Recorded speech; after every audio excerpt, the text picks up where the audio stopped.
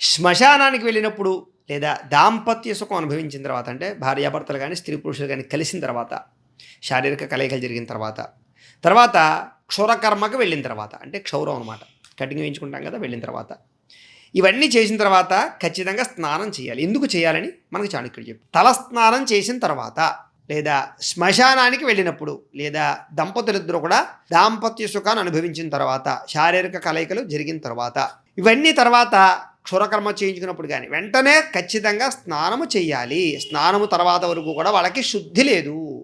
మంచి పనులు చేయడానికి కానీ, సత్కార్యక్రమాలు చేయడానికి కానీ, పూజాధికాలు చేయడానికి కానీ, శుభకార్యాలు చేయడానికి కానీ, ఇంట్లో వంటాధికాలు చేయడానికి కానీ పనికిరారు అని. కాకపోతే శ్మశానానికి వెళ్ళినప్పుడు కూడా ఖచ్చితంగా స్నానం చేయాలి. ఎందుకంటే శ్మశానానికి వెళ్ళిన తర్వాత హైజీనిక్గా కూడా మనం చూసుకున్నా కూడా అనేక రకాల బ్యాక్టీరియాలు, క్రిములు ఒక శవం నుంచి అనేక రకాలు వెలువడుతూ ఉంటాయి. కాబట్టి ఖచ్చితంగా స్నానము అనేటటువంటిది చాలా ముఖ్యం. శ్మశానానికి వెళ్ళి వచ్చిన తర్వాత దాంపత్య సుఖం అనుభవించిన తర్వాత అంటే మొగుడు పెళ్ళాలి, భార్యాభర్తలు కలిసిన తర్వాత. అందుచేతే మనకి సాధారణంగా భార్యాభర్తలు ఎప్పుడు కూడా రాత్రే కలవాలి.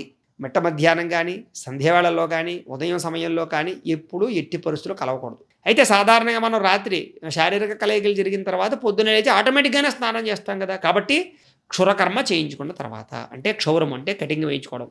ముఖ్యంగా ఈ మధ్యకాలంలో బ్యూటీ పార్లర్కి వెళ్ళి ఆడవాళ్ళు కూడా జుట్టులు కత్తిరించుకుని హాయిగా మళ్ళీ మామూలుగా ఇంటికి వచ్చేసి వంటలు వండేసుకోవడం, ఇంటికి వచ్చి రకరకాలుగా చేసేసుకోవడం, లేదా బ్యూటీ పార్లర్ దగ్గర నుంచి మళ్ళీ పెళ్ళిళ్ళకి వాటికి వెళ్ళిపోవడం. బ్యూటీ పార్లర్ దగ్గరికి వెళ్ళి మేకప్ వేయించేసుకుని జుట్టు కత్తిరించేసుకుని పెళ్ళికి వెళ్ళిపోతున్నారు.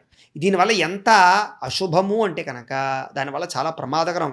వాళ్ళ పెళ్ళింట్లో వాళ్ళు మడిగా తడిగా ఆచారంగా అందుచేత దాంతో అక్షతలు వేయడం, అందరిని ముట్టుకోవడం మహాదోషం, మహాపాపం. ఈ పాపాలే సంతానాలు లేకుండా జరగడానికి, రకరకాల ఈతిబాధలు అనుభవించడానికి, భార్యాభర్తలు విడిపోవడానికి అనేక రకాల కారకత్వాలు అవుతున్నాయి. ఇలాంటి తెలిసి తెలియక చేసినటువంటి మహాపాపకాలు.